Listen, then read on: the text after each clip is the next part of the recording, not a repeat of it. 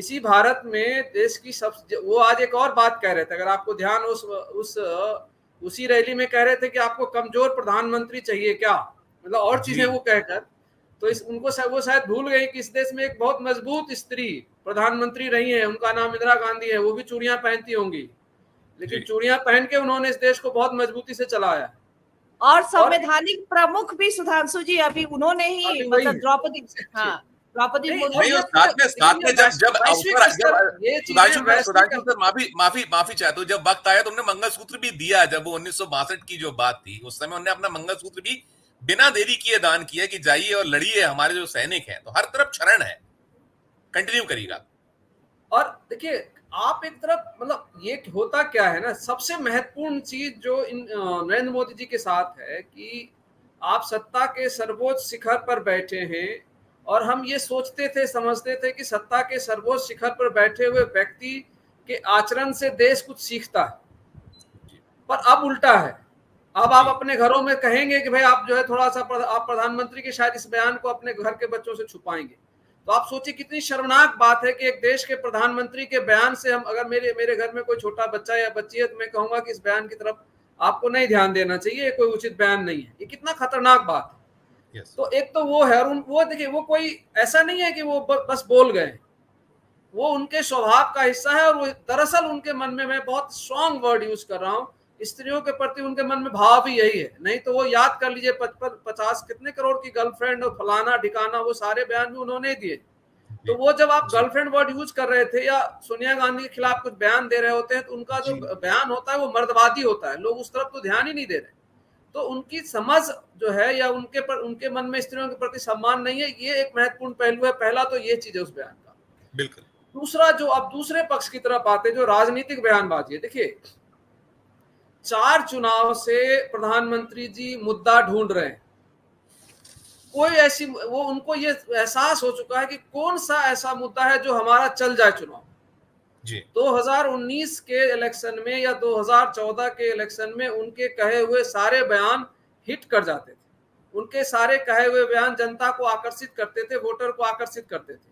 लेकिन जो पिछला 4 चुनाव गुजरा है, उसमें उनके हर एक बयान ने बैक फायर किया है, उन्हीं को नुकसान पहुंचा। आप याद कर लीजिए, मंगलसूत्र का बयान आता है, पहला बयान तो दिया कि जी कांग्रेस का घोषणा पत्र मुगलों का घोषणा पत्र। एक तो पहलू है जो एक तरह की घृणा उनके मन में है, वो चलिए उसको छोड़ भी देते हैं, लेकिन वो बयान भी बैकफायर इस मायने में किया कि लोगों ने कांग्रेस का घोषणा पत्र पढ़ना शुरू कर दिया। क्या वाकई में कुछ ऐसा लिख दिया है कांग्रेस ने जो मुगलों के बारे में कुछ कह दिया क्या? मतलब आप वो खुद अपने आप को हास्यास्पद बना रहे हैं। आप सोचिए लेवल कि आपके पास 2 भैंस है तो एक भैंस खोल ले जाएंगे कांग्रेस वाले। मैंने ट्वीट किया, मतलब लिखा था कि भाई 2 भैंस खोल के, एक भैंस खोल के ले जाएंगे कांग्रेस वाले, तो कहाँ बांधेंगे बेचारे, उनके पास इतनी जगह कहाँ है कांग्रेस भैंसों को बांधने के। दरअसल लेकिन सवाल देखिए, सिंसियरिटी से अगर देखा जाए तो वो लगातार मुद्दे ढूंढ रहे हैं जो जिन मुद्दों से वो जनता तक पहुंच पाए।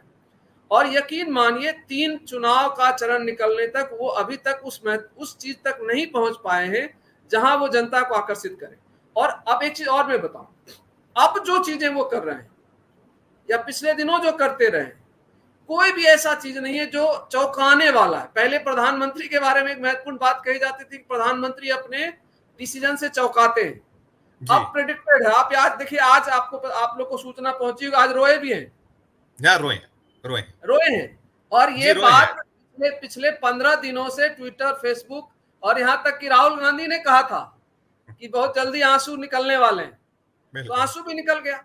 तो बहुत प्रेडिक्टेड हो चुके हैं लोगों को। देखिए क्या है, एक चीज ध्यान से समझने वाली बात है, ये तमाशेबाज राजा एक शायर है, वो गाते रहते हैं।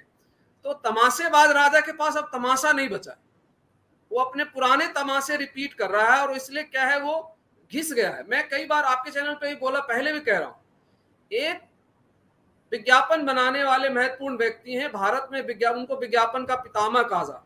और आज से 2 साल पहले किसी ने उनका इंटरव्यू किया था, और उस इंटरव्यू में उन्होंने ये कहा था कि भाई दुनिया में कोई भी ऐसी वस्तु, सेवा, कुछ भी आप बना लीजिए और उसका विज्ञापन आप बनाते हो, तो उसकी एक समय सीमा होती है, ज्यादा 2 साल, 4 साल, 6 साल चलेगा, तो वो उसके बाद वो ब्रांड जो है ना घिस जाता है।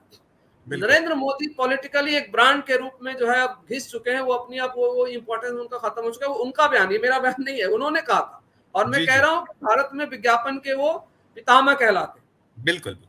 ये चीज पंचजन्य ने भी लिखा कि भाई राज्यों में नरेंद्र मोदी का चेहरा राज्यों में चुनाव जिताने की स्थिति में नहीं, और वो प्रूफ है।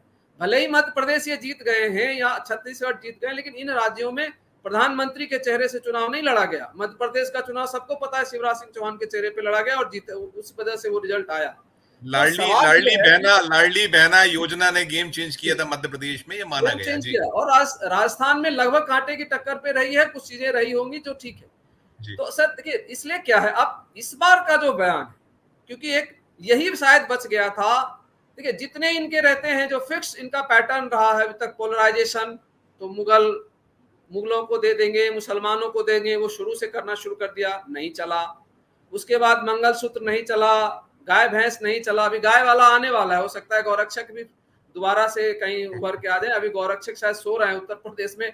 गौरक्षकों के साथ दिक्कत क्या हो गई है कि अब वहां पर जो है मवेशी एक बड़ा मुद्दा है, इसलिए उत्तर प्रदेश के गौरक्षकों को कहा गया है कि तुम अभी जो है थोड़ा आश्रम में जाकर आराम करो, जब जरूरत पड़ेगी तो तुम्हें वापस लाया जाएगा। तो वो सारे मुद्दे जो वो कर सकते थे, यहाँ तक कि आप सोचिए बौखलाहट इतनी ज्यादा है और हार का वो खतरा इतना मंडरा रहा है कि उस अडानी और अंबानी जिनके बूते और जिनके मतलब कहते हैं, मैं जब ये पहली दफा प्रधानमंत्री बनने आए थे तो अडानी के रथ पे सवार होकर आए थे शपथ लेने के लिए। उस अडानी और अंबानी को भी अब इन्होंने जो है निगेटिव कटघरे में खड़ा, और जबकि उतना बड़ा प्रकरण हुआ, आप पूरे याद कर लीजिए, पिछले साल भर से अडानी प्रकरण जो है पार्लियामेंट में कोर इश्यू की तरह रहा, तब प्रधानमंत्री के मुख से एक बयान नहीं निकला, लेकिन अब वहां तक भी पहुंच गए। तो वो मुमकिन कोशिश कर रहे हैं, और एक यही चीज मेरे ख्याल में बचा हुआ था कि पाकिस्तान की एंट्री करानी है, क्योंकि किसी ने शायद अब नया दिया होगा, जो इनके सलाहकार है या जो इनके पीआर कमेटी में लोग काम करते हैं, उन्होंने ये कहा हुआ देखिए जी, एक चीज जो है, पिछले बार का चुनाव हमने पुलवामा के दम पे जीता था, और पुलवामा का मतलब पाकिस्तान, तो पाकिस्तान की एंट्री कराते हैं। लेकिन शायद ये भूल जाते हैं कि पाकिस्तान की एंट्री कराएंगे तो चीन की भी एंट्री होगी। पाकिस्तान कौन नहीं, एक चीज बताइए, हम में से हम जितने लोग बैठे हैं एक नागरिक के रूप में, को हम तो पाकिस्तान ऑक्युपाइड कश्मीरी कहते हो, हमारा हिस्सा है। भारत की कोई भी राजनीतिक पार्टी, कांग्रेस हो या अन्य दल हो और बीजेपी हो, कोई भी तो ये नहीं कहता ना कि पीओके जो है को हम पाकिस्तान को दे दें, कोई तो ये नहीं कह रहा।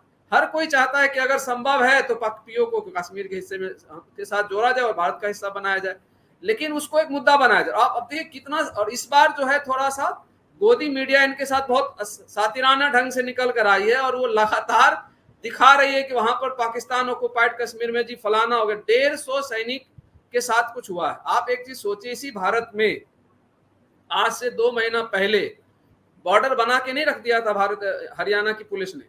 अगर उसी चीज को कोई वीडियोग्राफी कर ले, दुनिया जहान की चीजें कर ले, उसको बाहर प्रेजेंट करे कि भाई वहां पर 2 लोगों के बीच मतलब ये संकट है और बॉर्डर बन गया है, तो वो क्या हो रहा है वो इतना लेकिन आप देखिएगा इंडियन जो गोदी मीडिया है वो शुरू हो चुका है।